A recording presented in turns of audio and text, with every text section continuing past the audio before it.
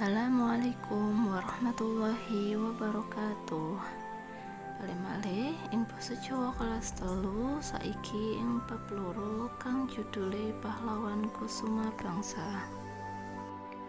Kutha Surabaya didadekne minangka kutha pahlawan sing saben taune dipengeti dadi Dina Pahlawan ing tanggal 10 November. Akeh lelabuhane pahlawan kanggo njaga bangsa Indonesia saka penjajah. Saka kuwi akeh para pahlawan sing padha gugur. Mula awake dhewe kudu tansah kelingan jasa-jasane pahlawan kanthi dadi wong sing mbela bebener lan tansah tulung-tinulung marang sesama. Pahlawan Kusuma Bangsa iku wong sing duweni lelabuhan utawa jasa gedhe marang bangsa lan negara. Gelar pahlawan nasional iku ditetepake dening pemerintah. Pahlawan nasional iku kayata Pangeran Diponegoro, Raden Ajeng Kartini, Raden Ronggo Warsito, Ki Hajar Dewantara. Saikine ayo disimak cerita pahlawan ing ngisor iki. Perang Pangeran Diponegoro.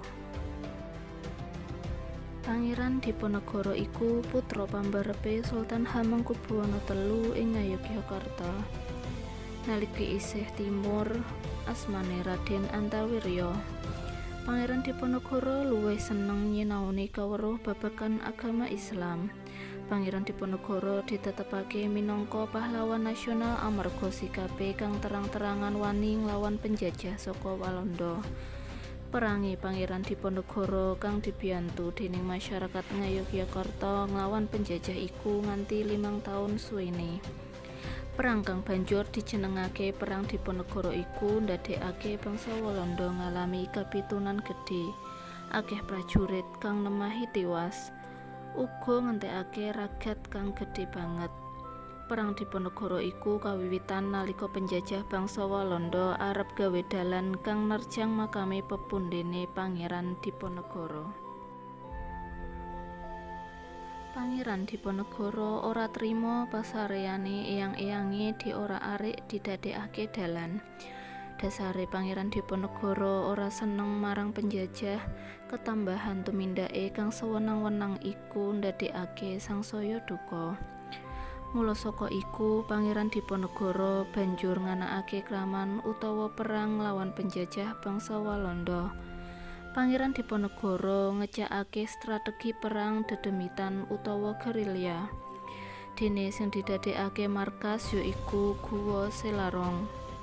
Perang dedemitan yaiku perang kang limpe mungsuh.